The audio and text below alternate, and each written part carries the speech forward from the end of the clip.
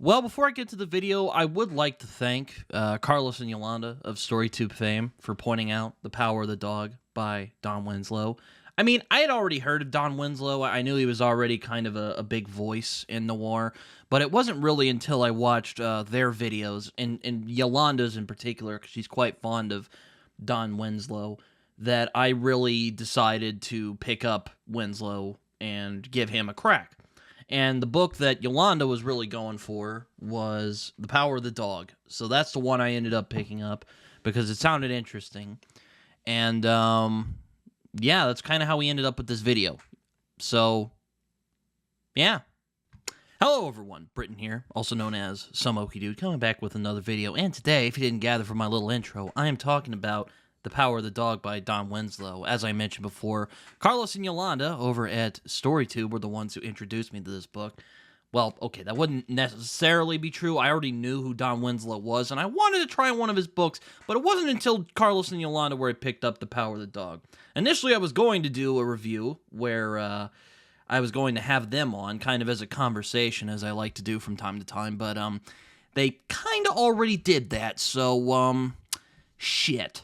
I didn't really want to rehash things that they already talked about in their stream that they did, so I decided, why not? A review will suffice. And a lot of people have been asking me for reviews recently, so I am here to oblige you, because I love you, my audience. You know, because I love you guys, and I don't want you to feel unloved by me. Okay, so let's get to it.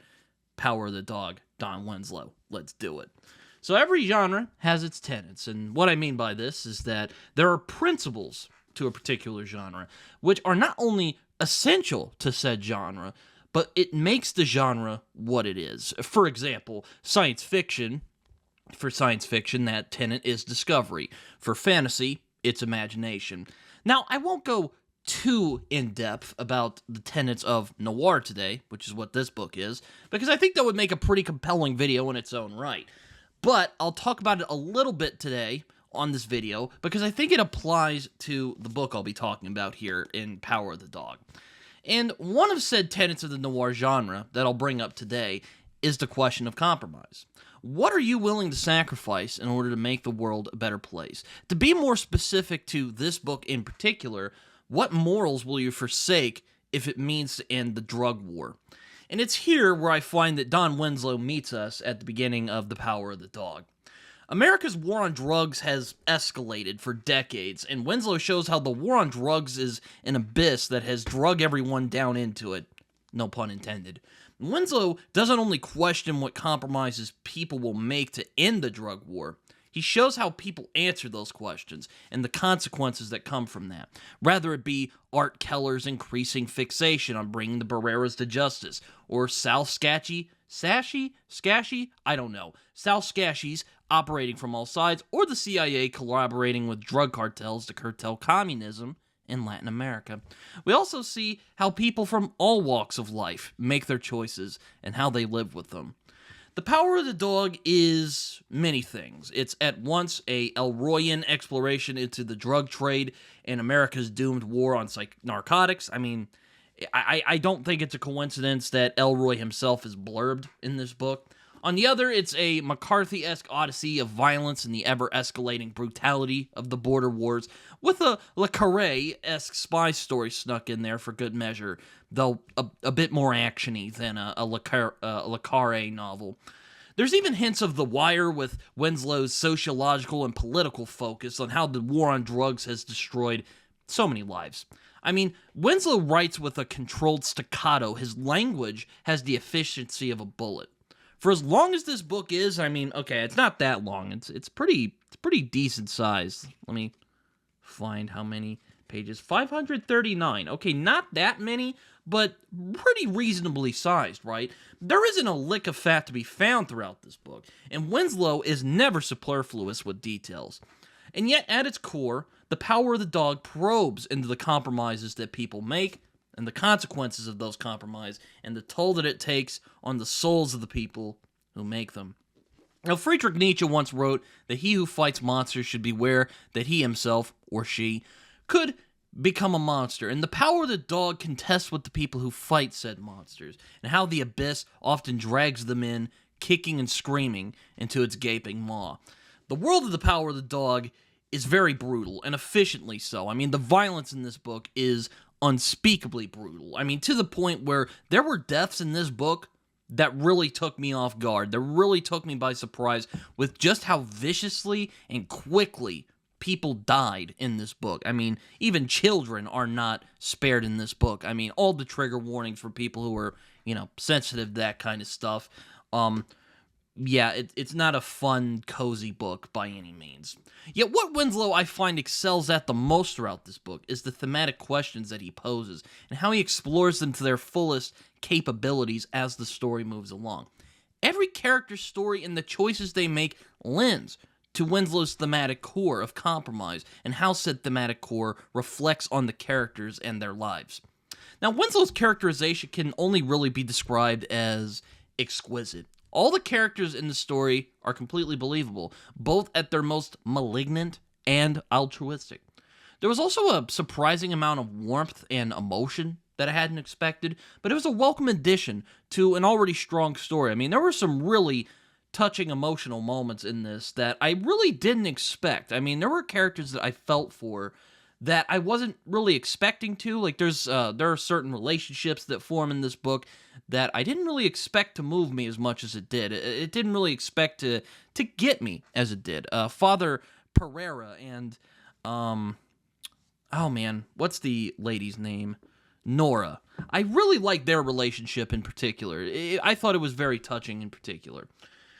He also twists your sympathies constantly, even with the cruelest, most malevolent characters. I mean, Winslow plays with familiar tropes of the noir genre for sure, such as the beleaguered, troubled cop, the hitman with a heart, the whore with a heart of gold, the conflicted and troubled crime boss, the moral priest struggling with a crisis of faith after all he's seen. Yet, he twists all of these types and makes them archetypal while never undermining the fundamental humanity of these characters. And another tenet of noir that I'll bring up today, which is probably the oldest, and probably the one that really makes noir what it is as a genre, and it rears its head throughout this story: obsession. Rather it be James Ellroy's bad white men obsessing about saving women or finding redemptions for their many wrongdoings, or Pinky Brown's Catholic angst, or Ed Tom Bell's grappling with an increasingly chaotic, violent world, obsession is noir's most poignant tenet. It's obsession that inspires empathy, because if we don't understand the obsession of our noir protagonists, then the point is moot.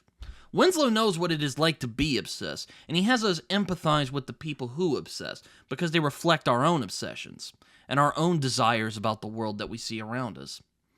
We see this through Art's doomed quest to destroy the Barreras, destroying his life, morality, and family life in the process, or Callan,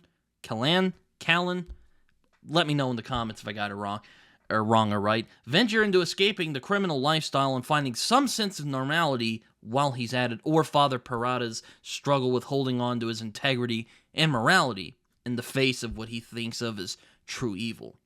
These obsessions take their toll on our characters, and Winslow shows it in painstaking detail. I mean, it wouldn't really be noir if there wasn't a cost at the end of the day.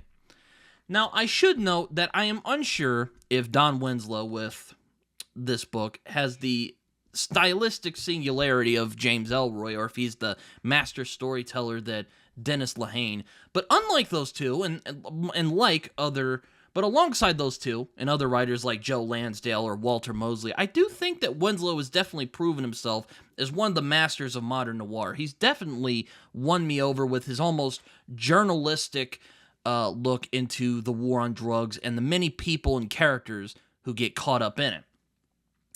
And he even journeys into some other genres in this book, such as the Western and even spy thriller at points. I mean, there's a lot of really cool espionage stuff, and I've always been quite fascinated with Cold War political espionage, and Winslow plays with that quite a bit in this book.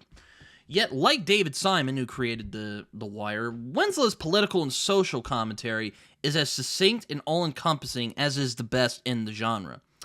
I had a friend who once told me that science fiction is the most political genre, which, you know, I generally agree. I can see where they're coming from, indeed. Though for me, I find that noir really gives science fiction a run for its money. I mean, noir really cuts to the heart of what corrupts our world and our nations, and there are few other genres that better it. I mean, The Power of the Dog is a journalistic, blunt, and often unflinching look into the war on drugs, and is just a darn ripping good yarn as well. And it's kind of hard to believe after reading this story that there are 2 other follow-ups to this book after the ending of this book, because really, to be honest, Winslow actually wraps up everything pretty well in this book. You could read this as a standalone if you really wanted to. But he did put out 2 other books, and I do hope to read them at some point, and I do hope to read some more of Don Winslow's work at some point. I don't really know where to go next, though I probably will pick up the next couple books in the Power of the Dog trilogy, is what I'll call it at the moment, kind of his border trilogy. And once again, I hope that Carlos and Yolanda see this, and I hope they know that I thank them for pointing out this book to me. Because, you know, I do love me some good crime fiction from time to time, and they also love crime fiction too. So, to them, they have my eternal gratefulness. So, yeah, that's kind of all I have for today in terms of a review. So, yeah, that's all I got for a review today. I hope you guys enjoyed this video. If you haven't already, you can like, subscribe, do all that fun stuff. You can find me on social media. You can find me on Twitter. You can also find me on Goodreads and Letterboxd, where I write reviews that are probably more coherent than the one you just heard right now. You can also find me on Instagram and Blue Sky. Don't use Blue Sky very much, but I am starting to get the hang of it. Like I said before, like, subscribe, comment. I love hearing from you guys. Have any of you read The Power of the Dog? And if you have, what did you think of it? And if you haven't, check this book out. It's fantastic.